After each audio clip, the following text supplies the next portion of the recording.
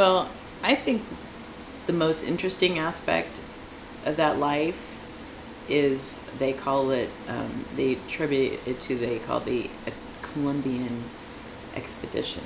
No, Columbian exchange, excuse me. Where really, when you were doing everything, you kind of set a process where Europe wanted to expand beyond its borders, and they called it a Columbia exchange, where you had the great migration of people and goods and resources and animals, good and bad, diseases. Clearly you're not going out and thinking, I might have a disease, but I'm still going to go and explore. You don't know. You have no clue on any of that stuff. What your actions could mean greater consequences besides the immediate ones. I'm going to come here, I'm going to claim this land for Spain. Because not everyone has the whole view. You can't, I don't think, in a body. So, in a way, you can only see about a couple feet in front of you. That's how the world works. Well, I was impressed when I read that you had a really good skill set on, you kind of perceived a pattern of winds, and that your ability and skill set with the compass. And I think it was after after you arrived in on the third expedition, that there was going to be a hurricane, and you recognized the signs of a hurricane, the still winds and the darkening and the heaviness. And you had warned one of your colleagues who were just leaving not to leave, because you knew something bad was going to happen. And you were right. They were all destroyed. So really, your ability to interact with your environment and understand it, perceive it, I think is brilliant. Yeah, because I've been pretty much seafaring since I was young, and it's very easy to learn things when you're young. So those were kind of inherent things that weren't a big deal, that you paid attention. Yes.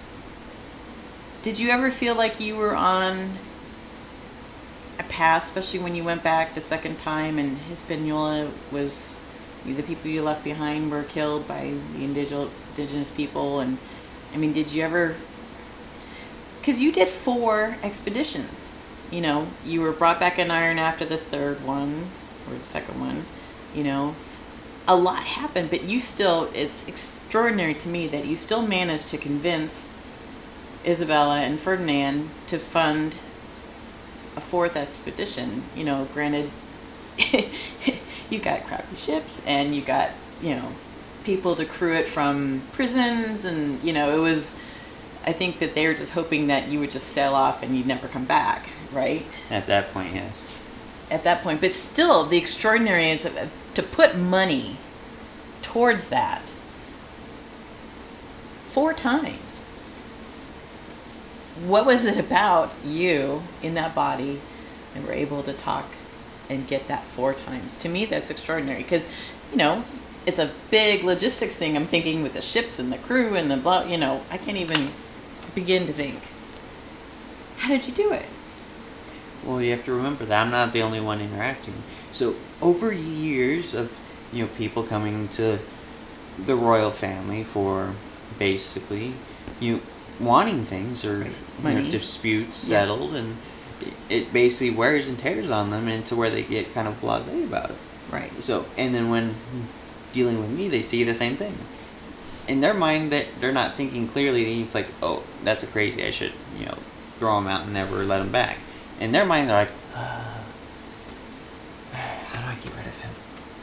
Well, there must have been enough initially potential idea of succeeding that they said yes. Yes, but however, it's not going to be at the forefront of their mind, because they have other stuff to think about. So they basically like, okay, yeah, that might work. And it's like, they toss it out the window, and then they move on. So basically, me nagging him, I was there constantly, like, trying to get him to do it. Even after you came back in irons after the third one, Isabella still saved your butt. Yeah. She was your champion. seems like. Hmm. Because I, told her things that the others had overlooked on our expeditions, and she was like, "All right." Well, I'm sure the details of it, it's hard to understand in this context, and I understand why, you're not giving the nitty gritties of it, because we wouldn't understand in this modern life. But understanding human nature, what drives someone to keep going, especially in the later years, in your last expedition, your health was, I think your health probably uh, matched the health of your ship and of the people you got, and, did you feel in the end that your accomplishment was degraded? No. That your worldview was not correct?